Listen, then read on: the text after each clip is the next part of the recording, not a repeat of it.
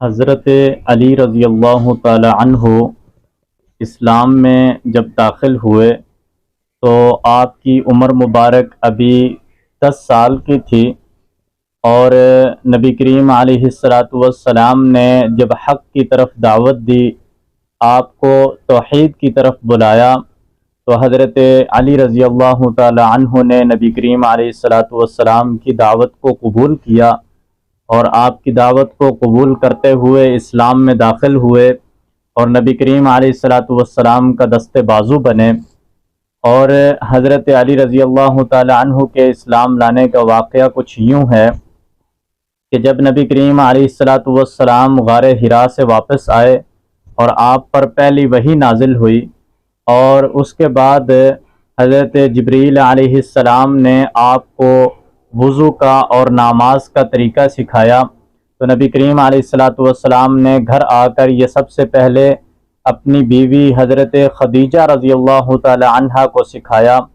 اور حضرت خدیجہ اور نبی کریم علیہ السلام مل کر گھر میں نماز ادا کر رہے تھے، تو حضرت علی رضی اللہ تعالی عنہ نے ان کو نماز پڑھتے ہوئے گھر میں دیکھا۔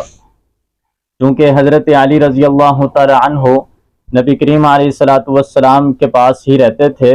حضرت ابو طالب کے بچے زیادہ تھے اور مالی حالت اس وقت کچھ کمزور تھی، تو نبی کریم علیہ السلام کے پاس ہی حضرت علی رضی اللہ تعالی عنہ رہا کرتے تھے، اور آپ کی ہی زیر سرپرستی اور زیر کفالت تھے۔ تو نبی کریم علیہ السلام نے بچپن سے ہی حضرت علی رضی اللہ تعالی عنہ کو اپنے ساتھ پالا اور آپ کو کھلایا۔ تو جب حضرت علی رضی اللہ تعالی عنہ کا آپ کے ساتھ زیادہ انس بھی تھا اور آپ کے پاس ہر وقت آنا جانا بھی تھا، تو حضرت علی رضی اللہ تعالی عنہ نے نبی کریم علیہ السلام کو جب گھر میں خفیہ طور پر ایک ایسے نئے طریقے سے عبادت کرتے ہوئے دیکھا کہ جو انہوں نے پہلے اپنے آباء و اجداد میں یا مکہ مکرمہ میں کسی کو بھی کرتے ہوئے نہیں دیکھا تھا۔ جب حضرت علی رضی اللہ تعالی عنہ نے نبی کریم علیہ السلام سے اس کے بارے میں پوچھا کہ آپ یہ کون سی عبادت کر رہے ہیں اور یہ کون سا دین ہے، تو نبی کریم علیہ السلام نے ارشاد فرمایا کہ یہ وہی دین ہے جو حضرت ابراہیم علیہ السلام لے کر آئے تھے، اور یہ وہی دین ہے جو تمام انبیاء علیہ السلام لے کر آئے تھے، اور جس راستے کی طرف تمام انبیاء علیہ السلام نے لوگوں کو بلایا تھا، میں بھی اسی رب کی عبادت کرتا ہوں، اور لات اور عزہ اور جتنے بھی بت ہیں سب سے بیزاری کا اعلان کرتا ہوں۔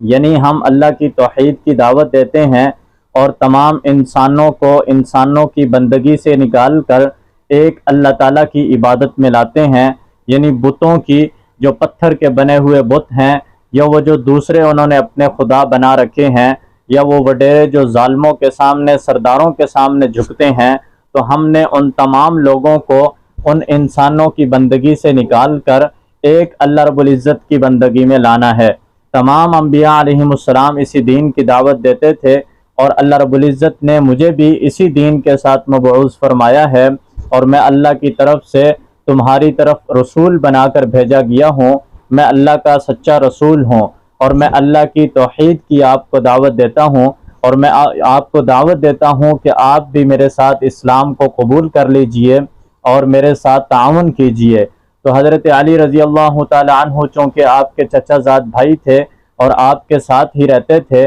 تو انہوں نے اس بارے میں نبی کریم علیہ السلام سے درخواست کی کہ مجھے کچھ غور و فکر کرنے کا وقت دیا جائے، یا یہ کہ میں اپنے والد ابو طالب سے اس بارے میں مشورہ کر لوں۔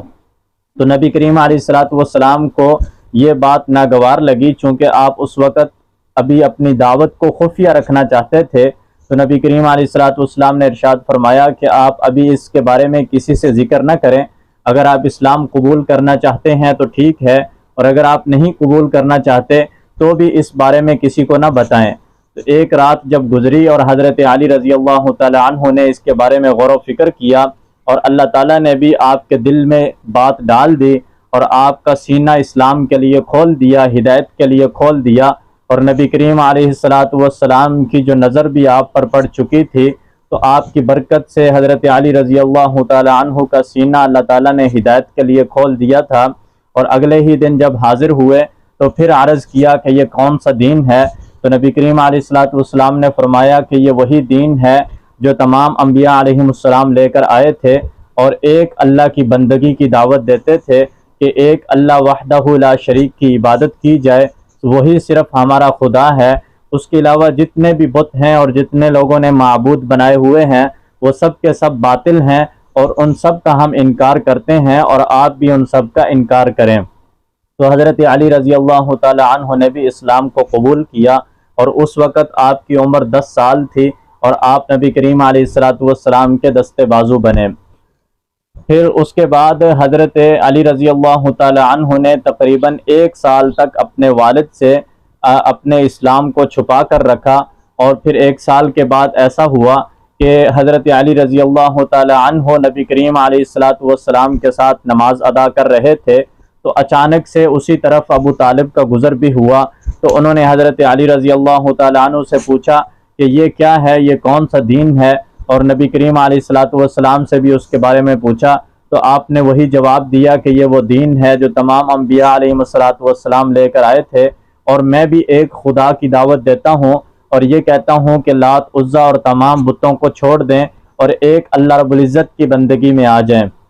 تو حضرت علی رضی اللہ تعالی عنہ کو دیکھ کر ابو طالب نے یہ کہا کہ آپ اپنے چچا زاد بھائی کے ساتھ رہیں اور ان کے معاون بنیں۔ پھر کچھ عرصے کے بعد آپ کے جو دوسرے بھائی تھے جعفر بن ابی طالب، وہ بھی ایک مرتبہ ان کا گزر ہوا نبی کریم علیہ السلام کے پاس سے، اور ابو طالب بھی ان کے ساتھ تھے۔ اس وقت بھی حضرت علی اور نبی کریم علیہ السلام نماز ادا کر رہے تھے، اور حضرت علی رضی اللہ تعالی عنہ نبی کریم علیہ السلام کے دائیں طرف کھڑے تھے۔ تو ابو طالب نے اپنے بیٹے جعفر سے یہ کہا کہ آپ بھی اپنے چچا زاد بھائی کا دستے بازو بنے، جیسے علی ان کے دائیں طرف کھڑا ہے تو آپ ان کے بائیں طرف کھڑے ہو جائیے اور آپ بھی ان کے ساتھ نماز ادا کیجئے۔ تو اس طرح ان کے کہنے پر جعفر بن ابی طالب رضی اللہ تعالی عنہ نے بھی اسلام قبول کیا، اور نبی کریم علیہ السلام اور حضرت علی رضی اللہ تعالی عنہ کے ساتھ نماز ادا کی۔ تو اس طرح حضرت علی رضی اللہ تعالی عنہ بھی